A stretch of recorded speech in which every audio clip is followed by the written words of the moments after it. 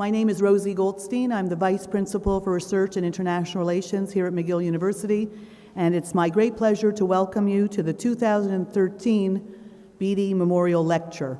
This lecture is taking place, as you know, once again, in conjunction with Homecoming Weekend, and so I welcome all of you to this morning's lecture, but I especially welcome our alumni back to McGill and back to Montreal. Je vous souhaite la bienvenue à la conférence commémorative Beatty, un événement annuel très cher à l'Université de McGill. A little bit about the history of the Beatty Memorial Lecture.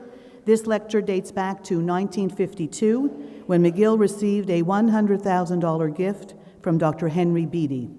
He gave this generous donation to establish a public lecture series in honor of his brother, Sir Edward Beatty, who was at that time the president of the Canadian Pacific Railway, or CPR. McGill was the logical home for the family to place this initiative. Sir Edward Beatty had served McGill as Chancellor and Chair of the Board of Governors for over 2 decades, from 1920 to 1943. The Beatty family, as some of you may know, has made a lasting impact at McGill, not only through this lecture series, but also through a series of student scholarships awarded in the name, again, of Sir Edward. Moreover, Sir Edward's former home, known today as Beatty Hall, houses the School of Communication, Sciences and Disorders, which is celebrating its 50th anniversary as it happens this year.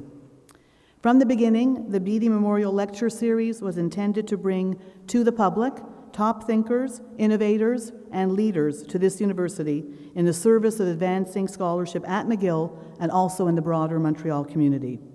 Topics over the last several years have been broad and have covered sustainability, neuroscience, and microlending, to name a few. So we're very pleased today to welcome Professor Witold Rybczynski to be our 2013 Memorial Beatty Lecturer, to have him join the esteemed group of laureates who have given this lecture over the years. And I know I'm looking forward to, as I'm sure you are, for his lecture in a few moments. He will discuss the unique relationship architects have with our collective past. I want to take a moment to thank Professor Rybczynski for taking up this honor and agreeing to give the lecture today, and in particular to thank the School of Architecture for making his nomination and also for hosting the professor during his visit on campus, where he will also meet with students and others from the McGill community. So before he is formally introduced, I'm going to introduce our new Principal and Vice Chancellor, Suzanne Fortier, and it's my great pleasure to call upon her to welcome our esteemed guest. Before I do, I want to take a few moments to introduce Professor Fortier herself. Professor Fortier holds 2 degrees from McGill, a Bachelor of Science and a PhD, making her our university's 3rd alumnus to serve as its leader. And she too has come home to McGill, and we welcome her back very warmly.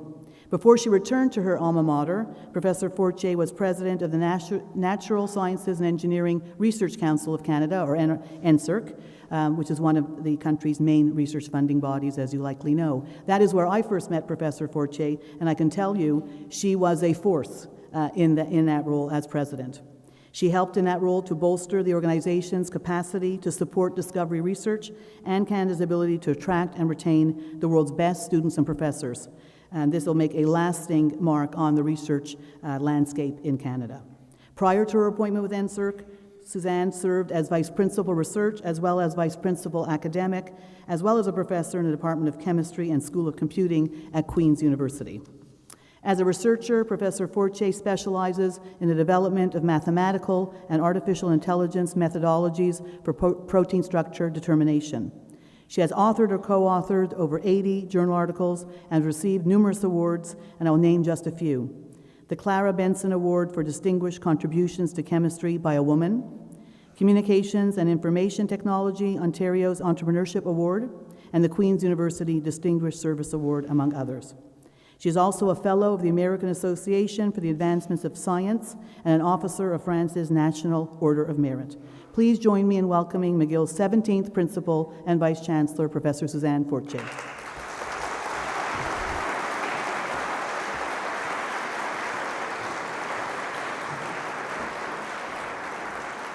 Merci, Rosie. Good morning, bonjour. Bienvenue à ce bel événement durant la semaine de retrouvailles. Thank you so much for being with us for this conference and for the La Conférence Commémorative Beatty 2013. Many of you are here as part of homecoming. Happy homecoming. Bonne semaine de retrouvailles. As you may know, it's a very special homecoming for me, as I've just started in my new role, just a little bit over a month ago. And it's a special homecoming because I'm here to stay. I'm not returning anywhere. This is where I'm going to be.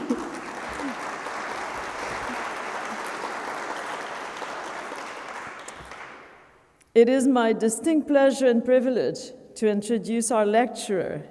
Professor Witold Rybczynski is an author, architect, and scholar. Il est titulaire de 2 diplômes de McGill, un baccalauréat en architecture de l'université, obtenu en 1966, et une maîtrise en architecture obtenue en 1972. L'université lui a aussi décerné un doctorat honoris causa ès sciences en 2002. Le professeur Rybczynski a enseigné à McGill de 1974 à 1993, puis à l'Université de Pennsylvanie de 1993 à 2012, où il est maintenant professeur émérite. A renowned expert on the subjects of housing, architecture, and technology, he is the author of more than a dozen books, including Home, A Short History of an ID, a work that explores the notion of domestic comfort. And it's good to know that Home won the Q-Spell Literary Prize for Nonfiction and the Prix Paul-Henri Lapointe from the Order of Architects of Quebec. Among his books also is A Clearing in the Distance, Frederick Law Olmsted and America in the 19th Century, a biography of the seminal architect that was awarded J. Anthony Lucas Prize. And finally, I'll mention just one more, How Architecture Works, a humanist toolkit, an introductory book an introductory look at architecture that was published this month. Professor Rybczynski's work has appeared in the New York Times, the New York Review of Books, and The Atlantic, among other publications. And from 2004 to 2010, he was the architecture critic for the online magazine Slate. Professor Rybczynski is an honorary fellow of the American Institute of Architects and an honorary member of the American Society of Landscape Architects. And from 2004 to 2010, he served on the U.S. Commission of Fine Arts. He is the recipient of many awards and accolades, among them the Seaside Prize, the Vincent Scully Prize, the Institute Honors for Collaborative Achievement from the American Institute of Architects, and the President's Award from the American Institute of Architects of Pennsylvania. Accueillons ensemble le professeur Rybczynski.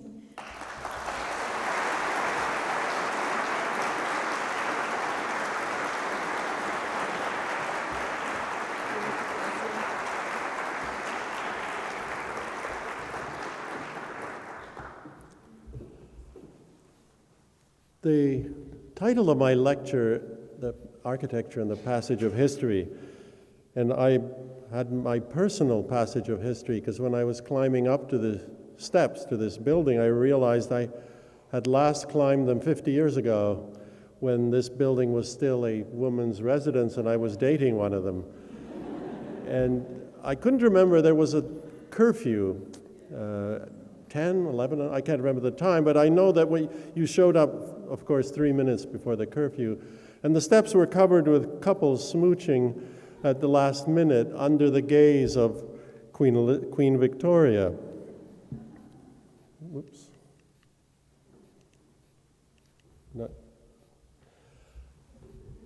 We didn't have Google then, but I discovered on Google that this statue is actually the work of Queen Victoria's 4th daughter, Princess Louise, who was an accomplished artist.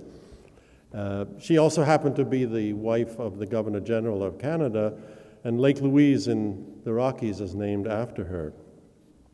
The other name on this statue is that of Donald Smith. His initials are right there.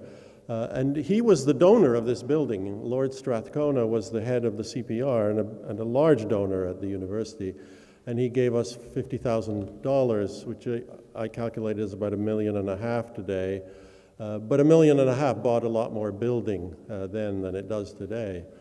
And he hired Bruce Price, the American architect, to design the building. Bruce Price is a very famous architect, famous for all sorts of different buildings, but among them are this thing isn't working, the chateau buildings of the CPR, like the Chateau Frontenac in Quebec City. He also designed Windsor Station in Montreal and Vigier Station. Vigier Station was the suburban or the regional station for the CPR. It was Windsor Station was where you went if you were going out west, but if you were going east or into the eastern townships or anywhere in the area, you would go to Vigier Station. And Vigier Station was the first railroad station in Canada to have a hotel as part of it.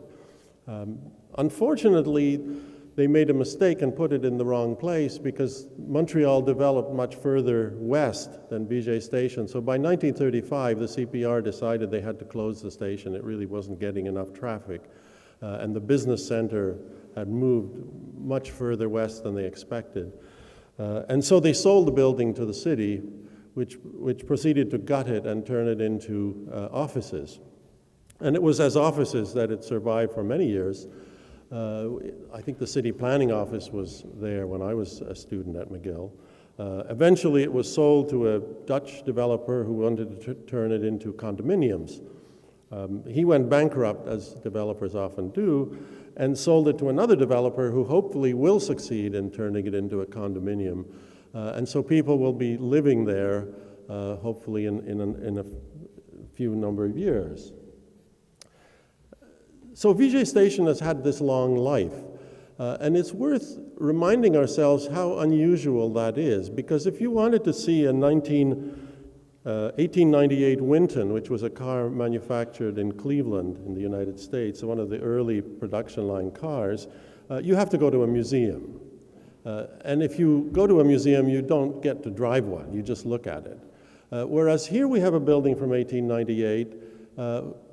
If you want to see it, you just walk down the street.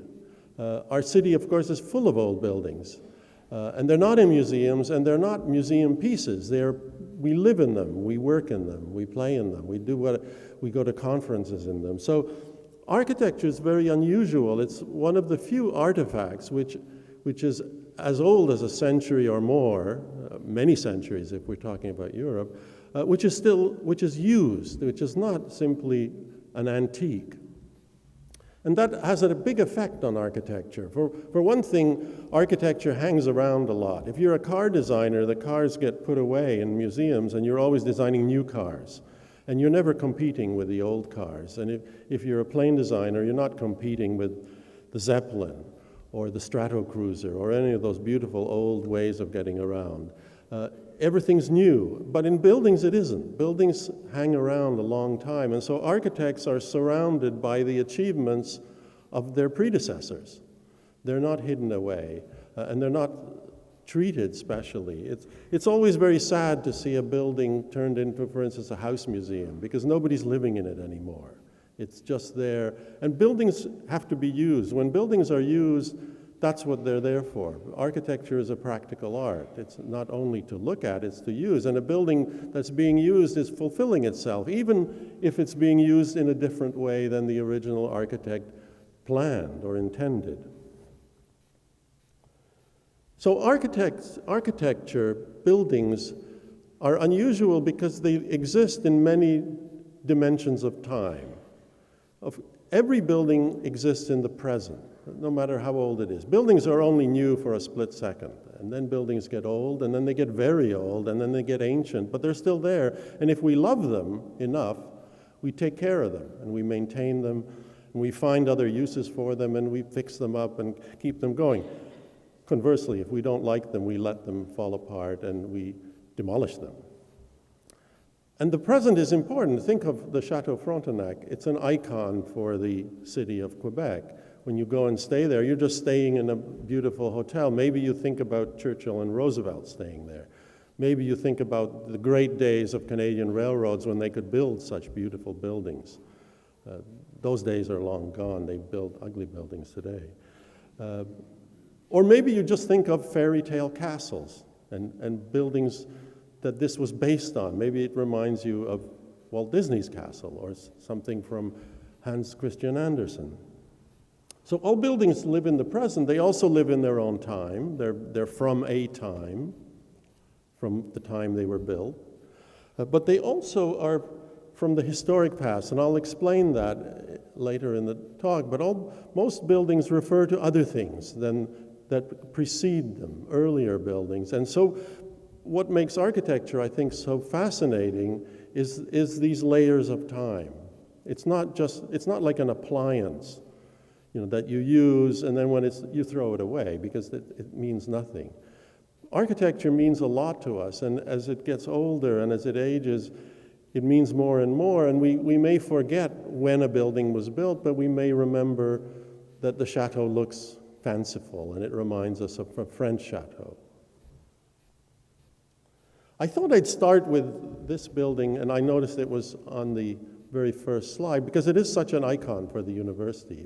It's our first building, so that any building that you build first, it was the first home of the university, would be important. We got lucky with this one because it's also a beautiful work of architecture. And of course, it stands in the center on the spine of the entrance of the university, so it occupies a position. And as I'll show you, it also resonates in many interesting ways with history. It was designed in 1830. It took a long time to build. I realized that the Board of Governors must have been all really cheap Scotsmen, and they were very careful with their money, and I think we should thank them for that because the university has survived so long, in part because of that kind of prudence. So we didn't charge ahead, throw all our money in the building, and then have nothing left over for books and pencils. We built it extremely slowly over these various sort of building initiatives. This is John Austell's design. He was the architect of this building. We don't know a lot about his early life. He was English. He came here as a young man. He must have had some training in England, but we don't really know what it was. Did he apprentice with somebody, which is what architects normally did? He set up as a surveyor here, so he at least understood surveying enough to do it as a business, but he was also a pretty handy architect. This was a competition. McGill held a competition. There were 3 entries, and he won. And this is the drawing, his drawing of what he envisaged, which was this central bigger building, and then arms, and then other buildings. The idea was not original. If you look at the Horse Guards in London, it's a building of that sort of composition. It's the Palladian revival, which took ideas from Palladio in Italy and then transformed them through Inigo Jones and then eventually in the 18th century through the work of people like William Kent. And you see there's a central pavilion, there's sort of flanking wings, and then there's 2 pavilions at each end. So he would have known certainly this building in Whitehall, coming from London. The central porch came from Palladio himself. Palladio designed many villas in the end of the Renaissance in Italy, and he came up with the idea of the 2-story portico, which is very impressive because instead of just having 1 level of columns, you have 2, and it sort of looks quite grand. And clearly, Austell was influenced by having seen drawings. I don't think he went to Italy, but he would have seen there were many books of Palladio's work. And so we have the building in 1875, pretty much complete. You can't tell from this photograph, but the central portico, you can see it's only 1 story high, so they weren't springing for 2 stories. I don't know if they were planning to make it taller later, but it's built out of wood. It would have been the most expensive architectural feature of that building, and so the Board of Governors said, no, let's do it out of wood. Maybe they wanted to see what it looked like, or maybe it was just a question of cost. And for a number of years, for actually close to 50 years, there was a wooden portico there. So by the time the portico was finally built in stone, which is what it is today, it's 1925, and Fanshawe and McDougall build the portico, and they don't try to replicate Austell's design, so it's a one-story version rather than a two-story version. Austell's idea for the building, and I think why it's so iconic, is that it's a very simple idea, and a lot of architecture is most successful when it starts with something extremely simple. John Summerson, the great British historian, once said that classical architecture is very hard to design well, but it's very easy to understand. And this building is very easy to understand because it has a temple, which is the Greek temple at the bottom, the portico, and it has a lantern, which is the cupola sticking up, which is what you see from a distance. So it's a building where you see the lantern from a distance, and then you get closer, and then you see the portico, and the two are related, although they come, as you'll see, from very different sources. It's a very small, modest portico. Temples never had only 4 columns. They always had at least 6 columns, and usually more. But it does remind us of a Greek temple. This is a real Greek temple. The Temple of Hephaestus was actually the model for this building, which Austell might have known, which is Royal High School in Edinburgh, which is directly a version of that Greek temple. And again, it's the same sort of composition, wings, 2 pavilions at the end, and then a more important pavilion in the middle. We know that Austell traveled, so he may have gone to Philadelphia and seen the Second Bank of the United States, which is another Greek Revival building based on the Doric order. Happens to be an office building. It's the Second Bank of the United States. But it was one of the most prominent Greek Revival buildings of that period. The other element is the cupola, the lantern on top. And that comes from the Renaissance. The Romans built the Pantheon, which was the first building with the idea of a dome with a hole in the ceiling and light coming down, which was an extremely effective thing. So the Christians, when they started building churches, took that idea. But Christianity, of course, looks upward to heaven. I'm not sure where the Romans looked, but they didn't feel the need to have that verticality that, say, Gothic cathedrals had. So when Brunelleschi built the dome, which is in many ways a classical Roman dome, although given a Gothic proportion, he put a lantern on top of it to give it a little more uplift, to kind of give you something. It would be more visible from far, and it doesn't end with a dome. And that became very much a tradition. So the light would enter through that lantern and light the inside of the church. Here's Christopher Wren at St. Paul's, and he turns the lantern into a little kind of building. But it still has that, it carries the cross, it gives the height to the building. Gothic buildings, of course, were very tall. St. Paul's had been destroyed by the fire of London. Wren is replacing it, but he needs the height. And so this lantern is extremely tall. It's like a small church spire on top. Oh, thank you. The Horse Guards has a cupola. By now, the lantern or cupola has become just a feature of a building. People like it. You can see it from far away. This one doesn't light a dome. It doesn't, as far as I know, it doesn't light any special room. It's really there to give a center to the building. You can put a clock on it, which is convenient. But it gives a kind of compositional uplift to the building, and you have this cupola in the center. And even in Mount Vernon, designed by George Washington, the cupola also is not there to bring light in primarily. It's really there to center the building and give it a little more importance. I mean, he is the President of the United States. Many people visited him at Mount Vernon. And this turns what is actually quite a modest house, not a very grand house. Washington was not as grand in his ambitions as somebody like Jefferson, but the cupola makes it important. It gives you the sense this is something, I've come somewhere important in arriving here. So the building has sending us many messages. It's telling us about classical culture and that this is a place of learning, and and it's looking back to the ancient world. There's a beacon of light. Cupolas are always attractive because at night they shine, and they are like lanterns. You can see it from a great distance. It becomes a symbol, for 100 years or more of the university itself. And it resonates with the past as much as with the present. So when we look at that building today, we're looking at a 100-year-old building, but we're also looking at Greek temples and lanterns, and we're thinking of the Renaissance and Christopher Wren. It's all mixed in there. It was also a building of the so-called Palladian revival. So British architects were looking back at Palladio, the Renaissance architect in Italy, and he was looking back at the Romans. So it was really a kind of revival of a revival. And then Austell takes those ideas and introduces them to the colonies. It's kind of a little bit old-fashioned by then, but of course it's new as far as Montreal is concerned. Robert Adam is a contemporary British architect, and he gives a very good definition of a revival, which is when an architect wants to remind people of some past period for some reason. And the important thing is not how accurate the revival is or whether it's very complete.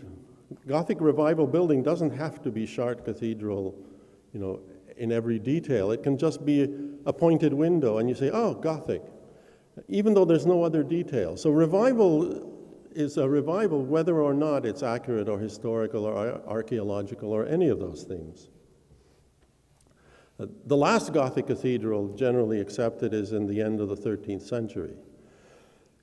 And then Gothic sort of slips away and gets replaced eventually by the Renaissance. But Gothic never really goes away. So in Spain and Portugal, Gothic buildings are built well into the 16th century, and it becomes a much more decorated, elaborated sort of Gothic than in Northern Europe. The Venetians loved Gothic. They never stopped liking Gothic. And so you get domestic buildings, which have nothing to do with religion at all, using the Gothic style in a sort of extravagant way. So the pointed arches go up, then they come down, and they become these funny scissor things. It's really about the decoration, and this is the Cadoro, but there are many, many Gothic buildings, the Ducal Palace in Venice. In 1577, they had a really bad fire, and most of it was destroyed. And there was a big debate in Venice, how should we replace it? Because maybe we should put something new. That's what we would do. But the Venetians said, no, rebuild it exactly as it is. So what we're looking at is actually from 1577. It's not the original building. They simply duplicated it, not because they were historic preservationists. They simply liked it. And they weren't really keen on Palladio's classicism. It was too severe. It was kind of abstract. They liked the colors of Venetian Gothic. They liked the shapes, all the decoration. That appealed to them a great deal. Christopher Wren is best known for introducing classical architecture to England. And all his churches that he built after the Great Fire are classic buildings, except this one. And this is a Gothic building. It was the lady who gave the money for this reconstruction said, I'm giving you the money, but it has to be Gothic. I love the old church. You have to do the same thing. So Wren did sort of Gothic. It's a very original interpretation. It's not a copy of Gothic. The arches are very flat. They're not sharp and pointed. The ceiling is plaster. It's not a wooden fan vault ceiling. It's a plaster fan vault ceiling. So it's not a historical reproduction. It's really Wren's imagination as a great architect coming through, but working with this different language. And he did some other buildings. He did a famous building at Cambridge where he said he was asked to do a little gateway tower. And he said, well, the founders of the college wanted Gothic, so we should respect that. And he built this Gothic Tom Tower, which is a very weird Wren Gothic, but it is Gothic, except it's translated through the imagination of this exceptional architect. One of the first Gothic revivals was led by Horace Walpole, who was a writer, and this is his house. And so he's turning Gothic into a totally secular style. And very fanciful. You can't find any medieval buildings that actually look like this. And it's, of course, a house, so it's not a rather large English country house. But the first Gothic revival in England was very much tied to literature and the imagination and the love of the picturesque and looking back at Old England. I mean, there were all these things resonating in it. Augustus Welby Pugin, on the other hand, was a devout Catholic, and he saw Gothic in a sort of moral way. For him, it was the right way to build, and he was very influenced by somebody like John Ruskin, and so he's using Gothic as very much as a religious style. He built primarily churches in this style. On the other hand, when it comes to the United States, to North America, it adopts a much more secular appearance. And here's a famous house by Alexander Jackson Davis, which uses Gothic much in the way that Walpole did to create a large country house.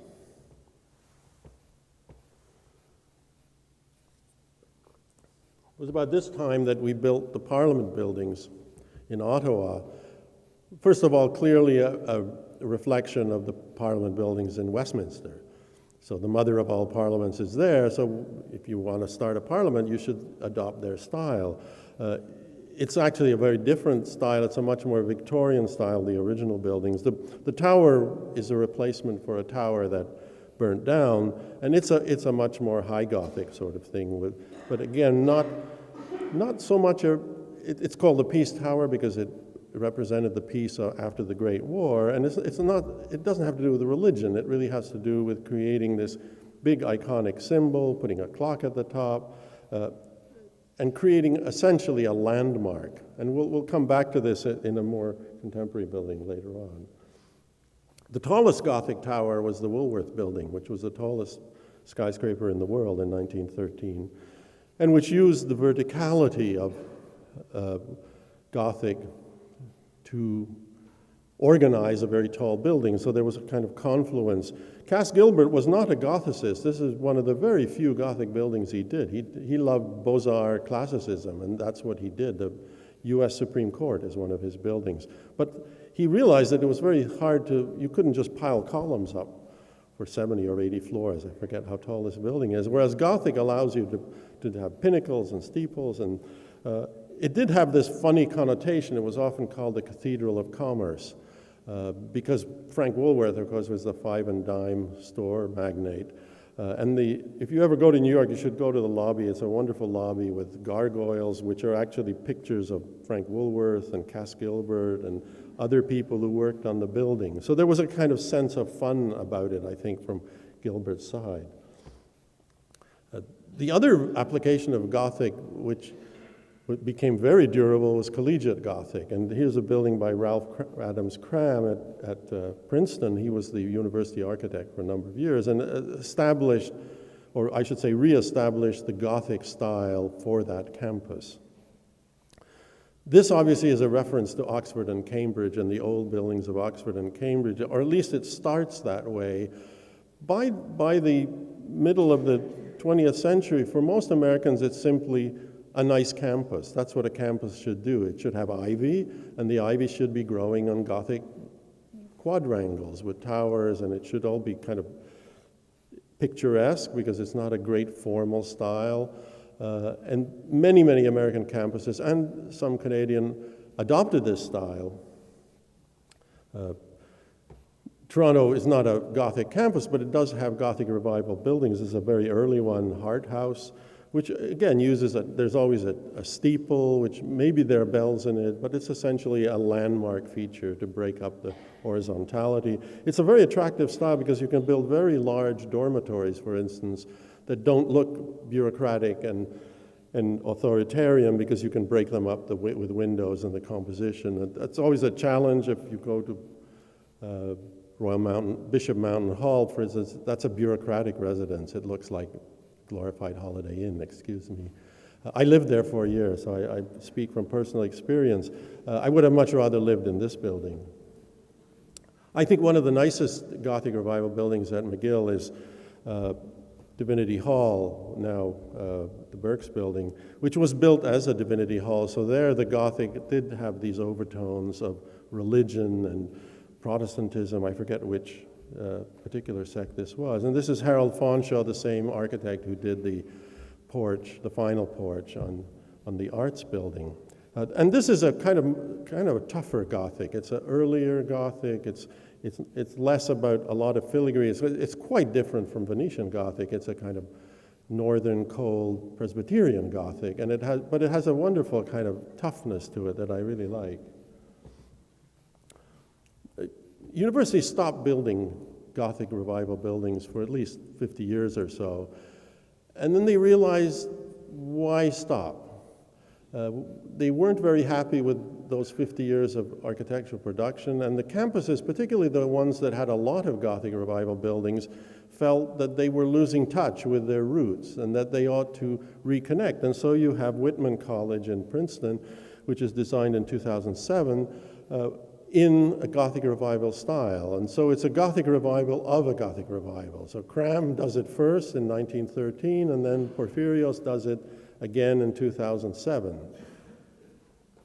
A campus that is very consistently Gothic is University of Notre Dame, probably because of the religious connection, and maybe priesthoods are better at pushing architects around, so they never let the architects come in and put high-rise buildings on their campus. They kept that Gothic feeling. And here's Robert Stern in 2013 with a kind of simplified Gothic, but clearly identifiable as Gothic building. And Stern is designing two colleges at Yale, the first colleges they built, I think, since the ones that Eero Saarinen designed in the 60s, and they're both in a very high Gothic style. Their construction has just started, so it'll be interesting to see what the result will be, because this is a very large project. Yale, of course, is a very prominent university.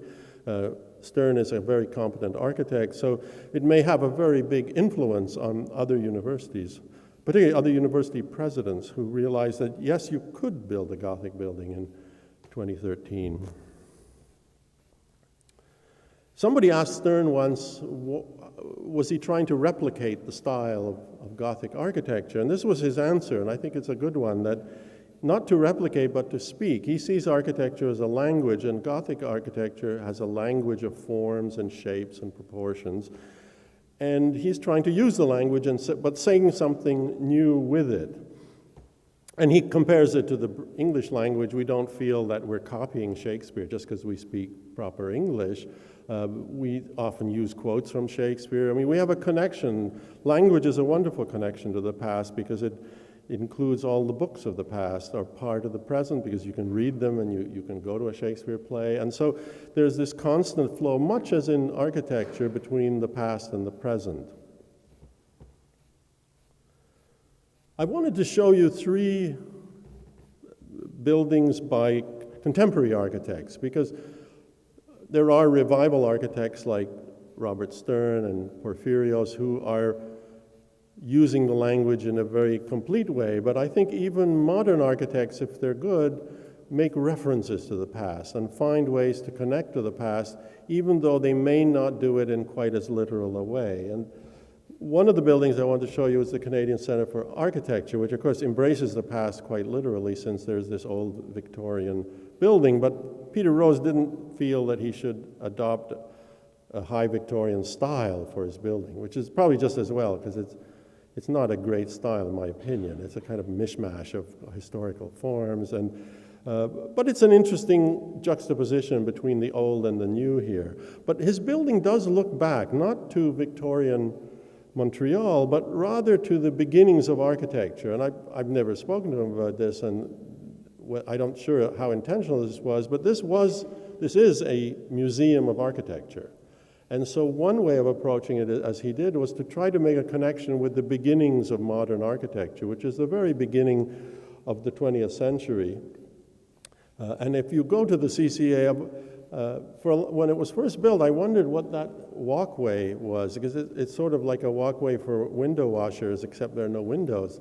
And it looks kind of functional. It looks like it would support somebody. It's a catwalk, and yet what actually is it? And it was only later when I looked at the work of Otto Wagner that I realized what it is a reference to this time. It's Rose trying to use some of the language from this beautiful building, the Austrian Postal Savings Bank by Otto Wagner in Vienna, which is a very interesting moment when architects who are trained as traditional architects start to develop a modern sensibility, but they're not giving up the connection to the past. So this building uses symmetry, it uses traditional relationships. These are almost columns there, but they're so abstracted they don't really look like classical columns, but there's a connection to the past. It's much more interesting, I think, than later when architects decide the past is forbidden territory and they just ignore it. Somebody like Wagner is really trying to do both. That's why he's such an interesting architect. And if you look at this, he has this kind of strange cornice at the top of his building, which is sort of like the walkway at the top of Peter Rose's building. He also has bolts kind of attaching thin sheets of stone to it. It's this funny mixture of a traditional building and an old building. Peter Rose did not include any statues in his building. I've always thought that was a shame because you could have Phyllis at the top of the CCA building holding a book and maybe a T-square. Statues on top of buildings date back to the Renaissance. As far as I found out, Palladio was one of the first architects who had this idea of putting human figures on tops of buildings, which, if you think about it, is a very strange idea, like putting a statue on the roof. And I realized one of the things it does is that it humanizes the building. It says there are people in this building, don't forget, and they're more important than the architecture, so they're going to stand right on top. And it gives us something to look at the top of a building, but I think it turns the building into something more human in an odd way. There's a beautiful hall inside Wagner's building, and if we look at Peter Rose's building, the entrance has some of that feeling. He also does something in the entrance which comes from Palladio and the architects of his day, which is that wall in wood at the back looks like stone, but it's actually plywood, but laid up like a coarse work in stone. And Palladio used to do that because he wanted to build stone buildings, but his clients never had enough money, so they only built brick buildings and plastered them. But then he would have the joints painted onto the plaster so it looked like a stone building. Not to make it fake, but to sort of remind you that this is really, he wanted to build a building like the Romans did out of solid stone, but he couldn't quite make it. And this was a big budget building. They could have used whatever they wanted, but it sort of, gives you this interesting, it's wood, and yet it looks like stone, so you're reminded of stone, but you know it's wood, and if you touch it, it's hollow. I mean, it makes the building kind of have a whole layer of meaning that's much more interesting. The second building is the National Gallery in Ottawa by Moshe Safdie in 1986.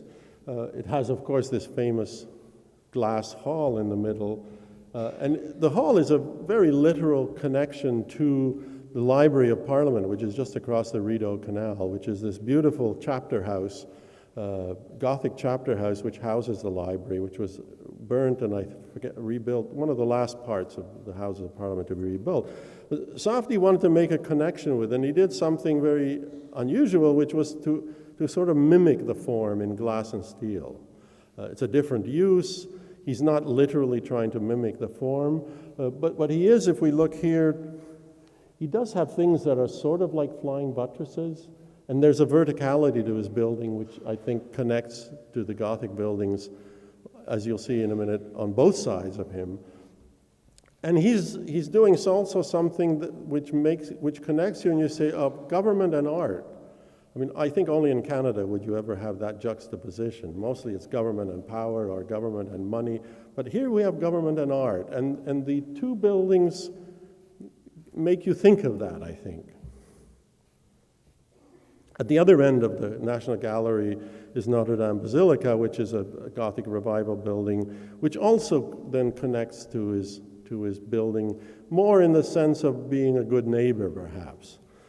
So Safdie could have done a glass box, but I think he would have lost something in the process. It might have been just as good a museum once you were in it, but it wouldn't resonate with the buildings in quite this way. And certainly Safdie is not a historicist architect by any means, but I think this site kind of pushed him in that direction.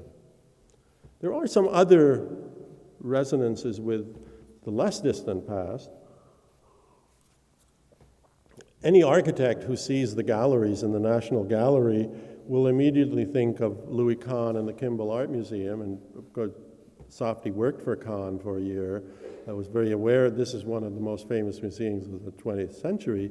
And so using that shape and lighting it from the top is a kind of relationship and makes you think of that, and it's looking back at this famous architect. But of course, both of them are actually looking back at much older art galleries. So the idea of an art gallery with a vaulted ceiling and light from the top, which then bounces down the vaults in a nice way, goes back to the 19th century, and this is in the Vatican in Rome. So both of them, when you go into an art gallery and you're seeing a vault like this, it feels very familiar because you've seen it in many, many galleries, old galleries, new galleries, and you know where you are. You know this is a place where they're going to show art, even if it's a very modern building. And finally, the National Gallery has a couple of spaces which are not for art. They're sort of landscape, there's water in one of them. They're really places where, like a decompression place, where you can get away from the art. There's cushions and places to sit here. And it's simply a relaxing place. In a very large museum, the biggest problem is fatigue. People just get tired and then they rush through it and want to get out. And this is a place where you can just stop. And this was an idea which Softy really took from John Russell Pope in the National Gallery of Art in Washington. There are two beautiful sort of greenhouses, very lush, full of, one of them's a restaurant today, I think, but full of plants and a fountain inside. No art, just places to relax and sit and talk and do whatever you want. Pope invented this. He didn't take this from anywhere. I mean, he was designing an extremely large museum for the National Gallery in D.C., and he just needed spaces that were not just a rabbit warren of galleries, but he needed to organize it in some way. And there's one at each end, so you know where you are. It's a big help in orienting people in the building. And the final building is by Bing Tom, more recent building in Surrey, BC. And you might say, well, what on earth does this have to do with anything in the past that looks so unusual and original? And yet it seemed to me that these shapes that Tom is using have a lot to do with the early expressionist architecture of the early 1900s, especially Erich Mendelssohn, a very talented German architect of that period. And particularly many sketches that Mendelssohn did of these imagined buildings, which would be all curves. These were not commissions. They were a lot of these he did during the First World War, just to fill up the time when he was a soldier in the trenches. And they're tiny drawings, and they're sort of an idea of something. And I think Tom's building, in a way, is a kind of representation of that. The inside of the building is essentially one large space with a ramp around it. And again, anybody who goes to museums immediately thinks of the Guggenheim Museum. These floors are not ramped, so it's a little more sensible than having all the floors sloping. But the feeling of the inside is very much of a space with this great big ramp leading you down or up, where everything is open to everything else. The Surrey Library is a neighborhood library, so it's not a library with scholars who need a lot of silence. So it's a kind of lively neighborhood place, mostly full of children. So having this one big space is actually very nice. The great British architect James Stirling once said that architects have always looked back in order to move forward. And that's what I've been showing you, how architects take history, because they're surrounded by history, because all the old buildings mostly are still there if they haven't been destroyed, and you're always looking at them. And architects go on tours all the time, travel. They go with a sketchbook, they go with a camera, because you have to look at all those things. That's your inheritance. And doctors don't study how did doctors operate 100 years ago. I mean, who cares? And God forbid they should ever do that again. So that's not interesting to a doctor. But to an architect, how architects built 100 years ago is not just interesting, it's crucial, because that's the canon. That's what architecture is. It's the next step builds on that in some way, sometimes literally, like a revival, sometimes not so literally. So architects haven't always looked back. I mean, there are architects who don't look back. This is Zaha Hadid in Baku, Azerbaijan, not a place I'm likely to ever visit. But this is a building that clearly doesn't look back. And we say, that's fresh, that's visionary, isn't that great? Well, maybe. But what about 100 years from now? You know, will this building, well, it won't be fresh anymore because the way she builds it may or may not be standing up very well, but it will not resonate with anything except itself. It will say, this is what we did in 2013, but it won't tell us anything else about ourselves, I think. I couldn't resist adding this.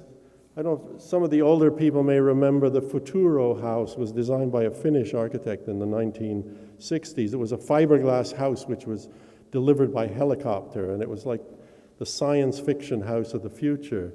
And when we look at it 50 years later, it doesn't look so great to me. It's more like the hula hoop or some fad from a time that's kind of interesting. It's sort of curious, but not really profound in any way. And I think visionary architecture has that great danger or risk that an idea of the future, in the future, can look either funny or sad or just boring. So why do architects look back, or why have so many architects look back so often? I think there are a number of reasons. I think admiration is one. H.H. Richardson, the great American architect, loved Romanesque architecture. I mean, he used to travel every summer and take pictures of Romanesque churches. He just liked it a lot. He thought it was a wonderful thing, and his architecture brings in so many motifs from the Romanesque. There's sometimes a sense of rediscovery. Something has been ignored for years, and suddenly we rediscover it, and we feel that this is something that people should know about, that is part of our heritage, that why not? I thought of Windsor Station as ripe for rediscovery. It's a wonderful building, but it obviously hasn't influenced Montreal. I took it for granted. I used to go through there to catch trains. It was just a building in Montreal. I didn't think of it as great architecture. I sort of took it for granted. But one day, maybe a Montreal architect will rediscover Bruce Price and say, wow, look what we have here. We can learn something about architecture from this. There's a sense of old virtues. They did things better than we do, or they were more honest than we are, or they were more capable than we are. So there are moments like that in architecture. Sometimes, like Stern at Yale, it's a matter of fitting in. We've got all this beautiful Gothic revival architecture. Why do we need to reinvent something? I mean, there are plenty of new buildings in other places, but in this place, why don't we just keep going? Sometimes old architecture inspires architects, and as probably it did in the case of Safdie in Ottawa. He got inspired, and why don't I try to do this? But I'm going to do it in glass and steel, and I'm going to have sunshades inside. And I mean, it's a totally different experience, and yet you feel that the original inspiration must have come from the Parliamentary Library. And sometimes it's just a matter of taste. I don't like Victorian architecture, but somebody in the future might like it. So tastes change. People ignored Gothic architecture for a long time. The Gothic revival happened for one, amongst other reasons, is that tastes changed and people rediscovered these buildings, which were all still there. The Gothic cathedrals were there throughout the Renaissance. We just ignored them. They were just the old buildings, you know, the old stuff that our great-great-grandparents did, but it wasn't something we looked at. And Montreal has, I think, arguably the best collection of Art Deco buildings in North America. When I was growing up here, I never even looked at them. I wasn't aware of them, because I was interested in modern architecture. And there was very little of that, but that was my focus. And I didn't realize, you know, that Eaton's and Holt Renfrew, and that we had more of it, mainly because we didn't have as bad a depression as the Americans. So the Americans, Art Deco in Miami Beach is really kind of flaky. It's just plaster and colored paint. Our Art Deco is stone, and it's really solid and real and very, very interesting. I mean, we have the whole University of Montreal campus. It's just an amazing place. But taste changed, and we kind of ignored that architecture for a long time. Finally, there's a sense of comfort in connecting to the past. And I want to close with a quote from somebody who gave this lecture in 1961, not about architecture, and arguably the quote isn't really about architecture. It's Arnold Toynbee, and this is a quote from one of his books, and he was a young man. He's recounting being a young man walking around London in 1920 or so, just after the First World War, and he has this kind of spiritual experience. He's walking by an old stone wall, and I don't know what prompts it, and he doesn't explain what prompts it, but he has this sort of semi-mystical experience where he feels suddenly a part of history. History is part of him, he's part of history. We're only, all of us, just little bits of history. And I think it's comforting to see ourselves in a longer spectrum than just today, and that all that's important is today, and when that goes, it's gone. It's much more interesting and comforting to feel that our part in history had a previous history, and that there's previous history in our buildings, and our buildings 100 years from now will inform people. Also to have some connection. As he says, he feels the passage of history, which was where I found the lecture title, gently flowing through him in a mighty current, and of his own life welling like a wave in the flow of this vast tide. Thank you.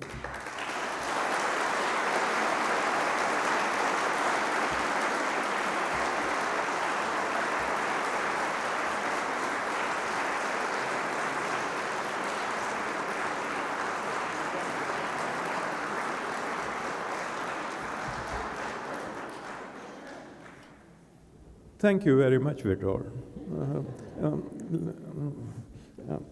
It really, this unique ability of Witold to make us all feel comfortable, but it's make us feel at home. And he comes back home and teaches us our own history. It's quite remarkable of key buildings through which we walk, through which we kind of lead our daily lives, but have never thought about how it came about, who built it. And this ability has really not just, he's not, excuse the expression, sucking up to his old alma mater here, but it is his ability to think about architecture, buildings, communities, and cities, and challenge our profession and professionals to come and look back. This is what has made Witold one of the most successful persons in bringing our profession to another level. Not a clubby thing, but a vocation, a broad vocation. And thank you very much for that discourse.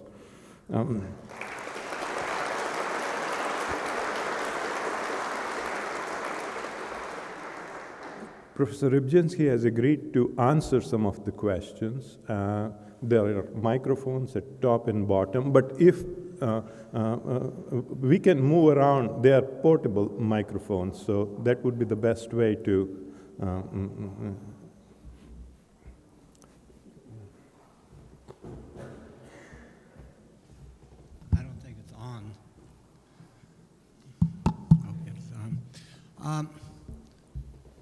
You've suggested that buildings are to be used at present while connecting us with our roots. But this raises questions as to who is to use the buildings and whose lives are being remembered.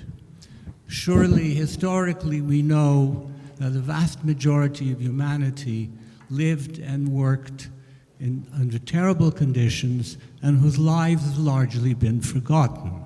So the question arises, can this be changed? And how?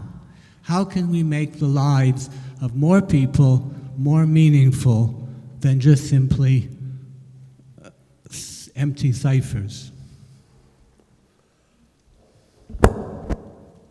I think public buildings, in a sense, belong to everybody. Whether you actually go into the building or use it, you pass by it on the street if it's an urban building, and it's simply part of your life. So I think architecture has always had this role, no matter who built it. Buildings are expensive, and architects work for the wealthy and the powerful, traditionally. And until very recently, with the rise of large nation states, that was the case. So architects, the client list was always the Pope or a bishop or an aristocrat or a very wealthy person. And certainly historically that's true, and that's still true to some extent today. But the result of that work, you know, the Pantheon is a building that the public can go into. It's part of your life. And so I see architecture, no matter how it starts, does have this public role. And so that's how I see the connection with the man in the street, so to speak. He enjoys those buildings, he looks at them. In my book, at the beginning of the book, I mentioned that the Gothic cathedral was not built for architecture critics or cognoscenti of any sort. It was built for the man in the street who could gape at it. They had all these gargoyles, and the stained glass windows were kind of stories of saints and martyrs and so on. And so the whole cathedral is a way of communicating to people at that point who are probably illiterate and who are impressed by the size of the building. They're impressed by the acoustics, because then people sing inside, and you've got these great spaces. So architecture, there is I would admit, a kind of contradiction that rich people build it, but then we all get to enjoy it. There's certainly exceptions to that. I was looking on the internet the other day at one of the Russian oligarchs' yachts. I'll probably never see it or enjoy it, even from a distance. And there is certainly a whole layer of private architecture, country houses, private residences, palaces, which remain private.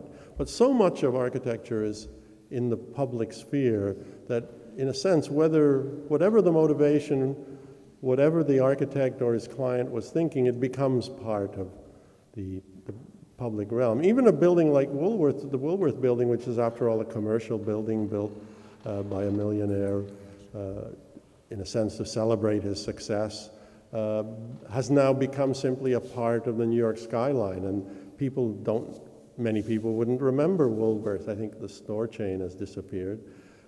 They don't remember who Woolworth was, but they know that building on the skyline. So I think architecture sort of translates beyond the original motivations of the people who built it and becomes part of our world.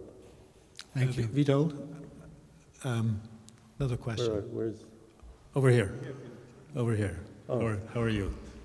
One thing occurred to me that you didn't touch upon, which I found surprising in its absence. And I was looking back, you didn't talk about circulation and how modern architecture, it does in fact sometimes pick up very good elements of circulation, other than, say, Bob Stern was a little more of a pastiche, or you go to the extreme where you show some of Zaha's work, and you go to the Maxi Museum in Rome, and it's all circulation and very little gallery space.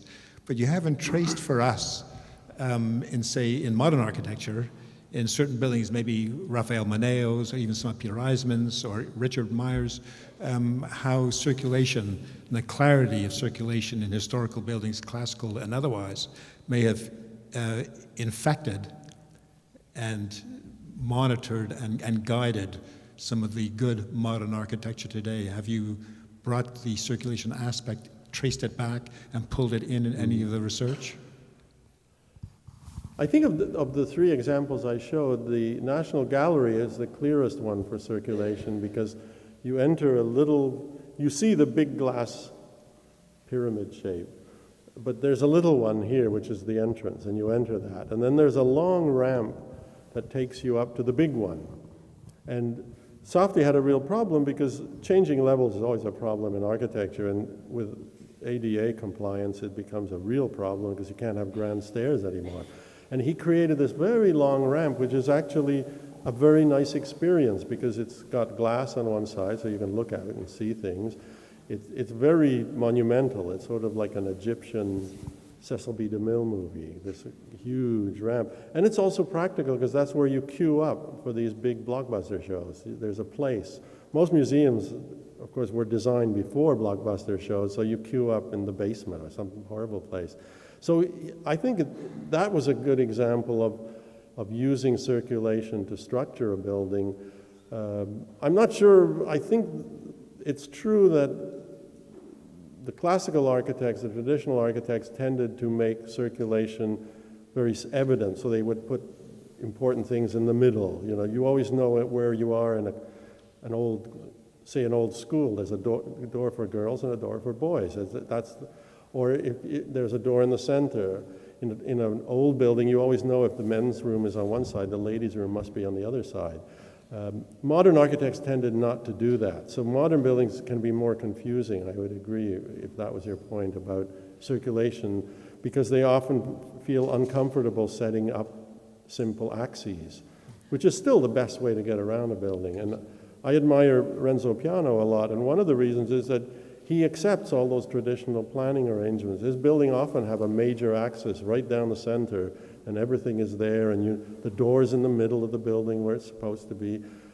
God knows he's a modern architect. He's not interested in history from an architectural point of view at all, and yet he uses very traditional ways of organizing the building and getting you through it and keeping it very simple. His structure is often very complicated, and his details are complicated, but the motion through the building is very simple. So he would be a good example, I think, of a modern architect who does organize the building around circulation. The aisle is in the middle. That's where you expect to see it. And part of that, I think, comes from the Renaissance. We are symmetrical, unless we've had a terrible accident. We have two of everything, and so there's a way we relate, I think, to buildings in that way. We expect buildings to have a front and a back, and the front is the important part, where your face is. We call it a facade, and that's supposed to express something about a building, and we expect symmetry, more or less, or at least if we're given symmetry, we know what's going on.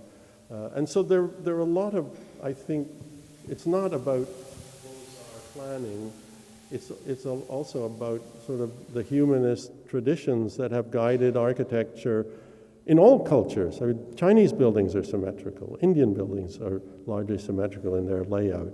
So Islamic architecture uses symmetry. So symmetry is not something that comes from Paris. It comes, I think, and it's hard to prove, but I think it really does come from a kind of innate sense of how things ought to be done. Piano's work were part of your submission, I think, just as an example. In your talk, you seem to imply that older buildings are just sort of left alone and people move on. But in reality, isn't there kind of a disdain for some of the older historical styles, and people can't be left alone and they tamper with it? I'm thinking of the Gothic cathedral in Geneva has this horrible colonnade classical front put onto it. How do we, or should we, leave alone some of the architectural styles from the past? And I'm thinking of brutalism, which is really a not very much loved architectural style today. Should we leave it alone, or should we feel free to tamper with it? I think the buildings that people revere in some way are the buildings they're going to be the most careful about, and they will. Nobody has, I'm sure, over the years ever suggested taking the arts building down or changing it in any radical way. At least they haven't successfully, and it's taken care of and it's maintained. It's such an important symbol of McGill itself, of the campus. And so the buildings that people like, and that's it's a very good building. I didn't make that point maybe strong enough, but it's not just, it's a very good work of architecture. It does everything that it's supposed to do, and it does it nicely. And it has, going up that stairs and where all those students were hanging around, it feels good. It has a lot of very positive qualities. So if you like a building, you're probably going to take care of it. I've studied this a little bit. There's a moment, usually it's like 30, 40 years after a building is built, where the fashions change. And that's the worst time for a building, because that's when it's easiest just to demolish it, or to do something really insensitive to change it, which is just almost as bad. And so if a building can get through that 30, 40 years, then it's sort of, people will maintain it, the buildings, the mechanics have to be changed, the uses change all the time, except maybe for certain religious buildings. So all of that has to be accommodated, and whether people take the trouble and spend the money to do it really ultimately depends on how much they like the building. It's, I think, more emotional than anything else. And taste certainly plays a role. Some buildings never go out of fashion. And so there's always a sense that these are important buildings. The U.S. Capitol, I think, has always been considered an important symbol, the White House. But there are other styles that are less durable, and they sort of go up and down. And there are moments when people don't think it's very worthwhile saving it. They don't see the point. They think it's ugly. Sometimes it's eccentric architects whose work is sort of in fashion and out of fashion. And brutalism is a problem because nobody likes it, except a few architecture critics. But really nobody likes those heavy concrete buildings. They don't feel good. They smell bad because it's all concrete. They're rough to touch. They don't have attractive details that are somehow... I mean, this building is okay. I don't think it's as good as the Chateau Frontenac. I mean, the Bruce Price's original building. But even, it's a very simplistic kind of organization, but it has nice details. So even if you don't think this is one of his great buildings, you can still enjoy the stonework and some of the little details that he's put in. Brutalist buildings don't give you anything. And that's, I think, is a challenge because the public really doesn't like it. And if the public seriously doesn't like it, they're going to get demolished, like the one got demolished recently, one of Goldberg's buildings in Chicago. So it's hard to, you can stick up for them if you think they're so important. I don't think there's a rule that says we have to save every building of every moment of every period of the time. Otherwise we live in a world like a Borges short story where nothing would ever be taken away and we would be overcome by old buildings. So I don't think it's about that. I think we save the ones we want to save. And sometimes it's economics. Sometimes nobody's ever going to tear down Place Bonaventure. It just costs too much. It's all concrete. So even if people think, wouldn't it be nice if it was not there, or we have a better idea, or whatever the rationale would be, that's just a very expensive building to demolish. So it's unlikely to be demolished. But in other cases, I think if you can't summon up public support for a building, the argument that it's important just because it represents a period is not a strong one, in my opinion. We seem to be in the speaker's corner here. I'd be curious to get your take on a recent kind of revival, which you didn't mention, something called postmodernism. What do you make of that exactly? Because wasn't that a sort of a really revival gone extremely wrong? I'm an admirer of some of the, I'm an admirer of Charles Moore and Robert Venturi. I think they're both really serious, interesting architects. Postmodernism is kind of like the opposite of the quote I told you. Summerson said that classicism was very hard to do well, and the problem was postmodernism was very easy to do. And so too many people did it, and there were no rules about how you did it, and the work that somebody like Venturi put into a building was not evident. And so people looked at it and said, oh, I can do that. I can make a pastiche, I can put a cartoonish shape on a building. But of course it wasn't done in any kind of thoughtful, considered way. It was thrown on. So I agree that it was a style where many people practiced it who were not very good at it or knowledgeable about history or what they were doing. But the fact that there's a revival is not surprising because architecture is full of revivals. I mean, arguably, there's a revival going on all the time. Even Richard Meyer is a kind of revival of early modernism. There's a revival of sort of 50s California modernism, you know, the skinny columns and kind of Mies on a diet, which is it's an attractive style in many ways, and it suits us in many ways because it's kind of relaxed, and revivals are part of the world of architecture. It's not an unusual thing to have a revival. It's more the norm, and the reason for a revival are usually sometimes architectural, but as I pointed out, sometimes cultural. People just start thinking of certain shapes, certain colors, certain period attracts them, and so it happens. I mean, I personally, I wasn't an admirer of most of the postmodern work, so I don't know what a revival would be like, but I don't think one can know what a talented architect would do with something like postmodernism. Was very interesting in its goal. It didn't achieve it a lot, but it really wanted to be modern and not modern at the same time.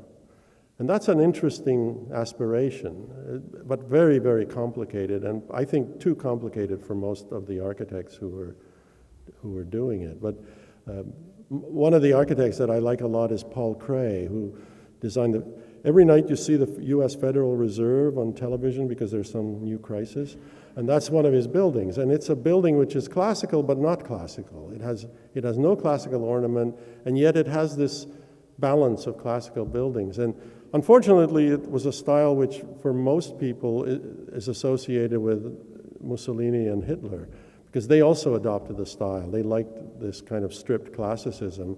And so it's probably going to be a long time before we have a revival, because it'll have to lose that connection, which is very strong in people's minds, even though it was not invented by Mussolini's architects, and you can see some beautiful World War I memorials by Cray, which are in that style, which influenced the Nazis in their classical, stripped classicism. But he was an architect who was trying to be classical and modern at the same time, who accepted that we were living in a new world, but who didn't want to throw out all the old things, and who was trying to sort of do both at the same time. And of course, it was a particular moment, 1930, roughly. So postmodernism, I can sympathize with it, although, like you, I don't admire most of its work. We have one question. Yes. Can you help us reconcile Louis Sullivan's dictum of form follows function with the pioneering work of Frank Gehry? Well, form follows function was always more of a belief of modernism than an actual fact of modernism. In architecture, form has never followed function. So why should it suddenly in 1920 be true is a puzzle. One of the great inventions of the Renaissance was the pilaster. And the pilaster is those flattened columns that you use. They have no structural function at all. They're not, but they look like a column. They look as if the wall was divided with these columns, and they really are not about structure at all. And the history of architecture is full of things like that. I mean, the fan vault in a Gothic cathedral supports nothing. It's a very, very expensive suspended ceiling. It supports itself, which is something because it's stone, but the roof above is all wood. That's the real roof. The vaults are just an architectural idea. And of course, they give an incredible quality to a Gothic cathedral because the architecture just envelops you, but yet it's not actually doing anything. It's just a heavy ceiling. So form follows function, I think, was never made a lot of sense. And I actually admire Frank Gehry because I think in many ways he does try to. He's a sole case. I mean, he is, I think, a great architect.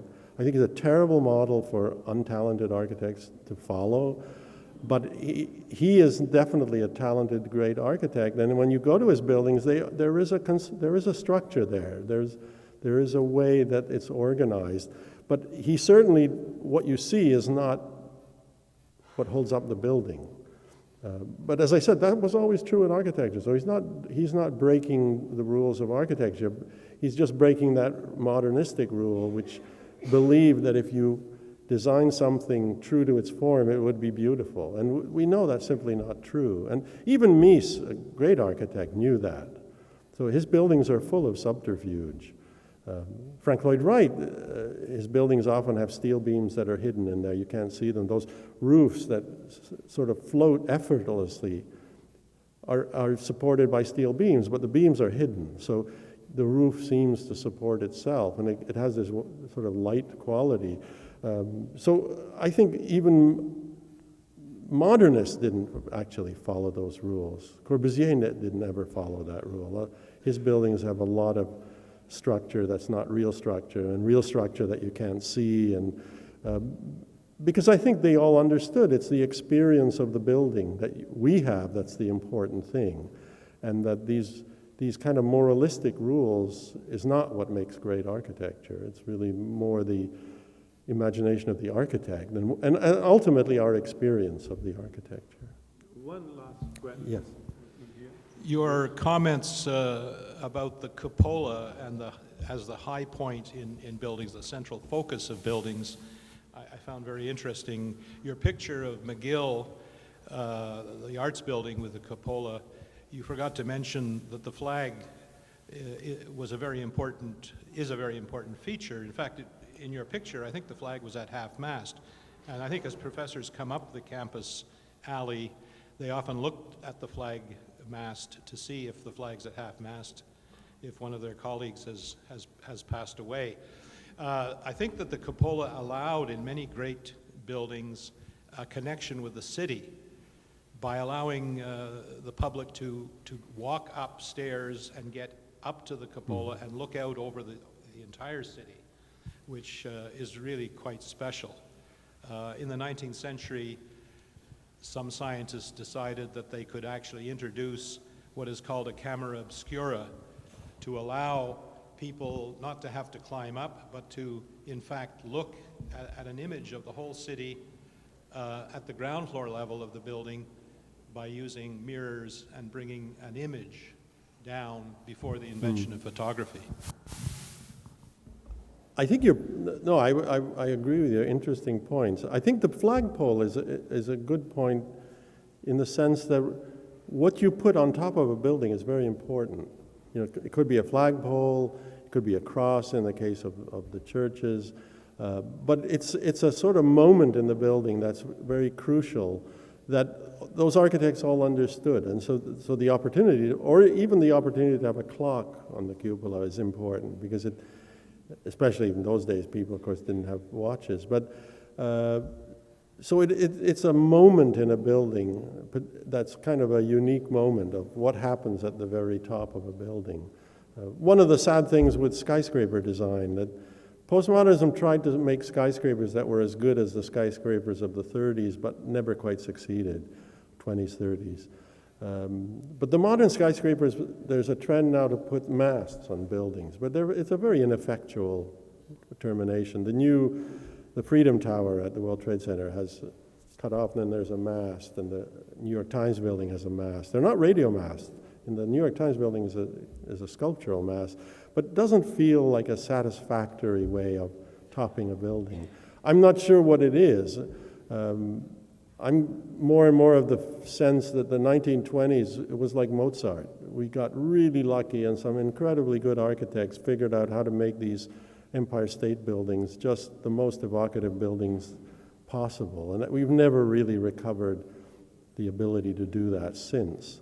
And maybe it is like Mozart. We don't moan about where's the next Mozart coming from. I mean, we're lucky to have one, and that's it. And with skyscrapers, I have a bit that feeling. I've never seen a skyscraper as good as the RCA building or the Chrysler building or the New York or the Empire State Building. They sort of get everything right. There's sort of a little bit of detail that's interesting to look at. There's that great landmark that you see on the skyline. I mean, undoubtedly somebody someday is going to figure that out. But it's without direct copying, which wouldn't necessarily be so satisfying. It's hard to quite see what that, even Gary, who's done a couple of skyscrapers, hasn't quite solved that particular problem. Thank you.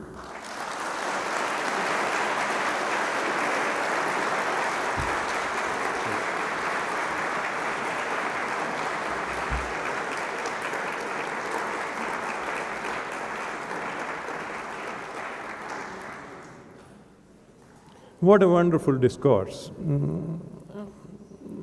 I have been fortunate enough to be associated with Witold first as a student, colleague, friend, a co-builder. And over the years, what I have experienced is his insight into architecture and the civic side of architecture, what makes cities and our living in the cities most enjoyable. And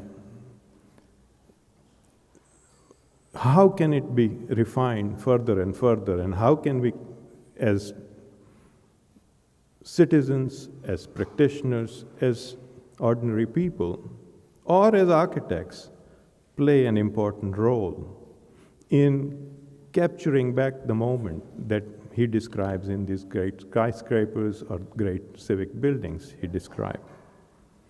But that insight's getting better and better, like even in his emeritus position, like good wine, it gets, as it matures, it brings in all kinds of insights which otherwise wouldn't come out. And Witold, I very much appreciate that. And there are many more insights still to come, and thank you very much. I hope you people will join me.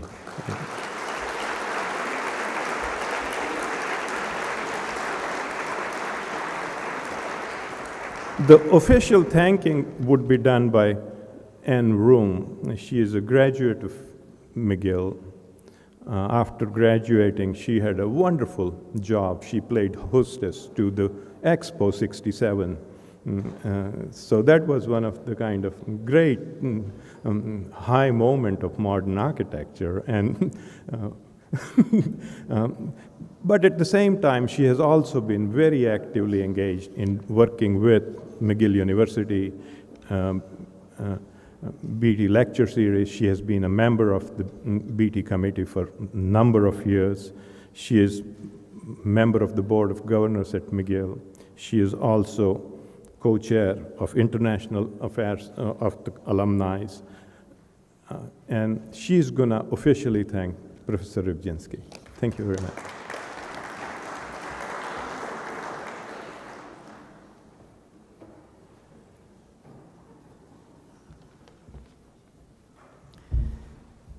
Bonjour. Au nom de l'Association des diplômés de McGill, j'ai le privilège encore ce matin d'exprimer notre appréciation à notre conférencier Beatty 2013 d'avoir nous présenté son conférence ce matin, et j'ai le plaisir aussi de fermer notre conférence ce matin. Professor Rybczynski, I would like to thank you again for your fascinating presentation this morning. You've given us a new perspective on architecture that colors so much of our lives. I have a small token for you here, which I would like to give you with much gratitude from everyone at McGill. Thank you so much. Okay, thank you very, very much.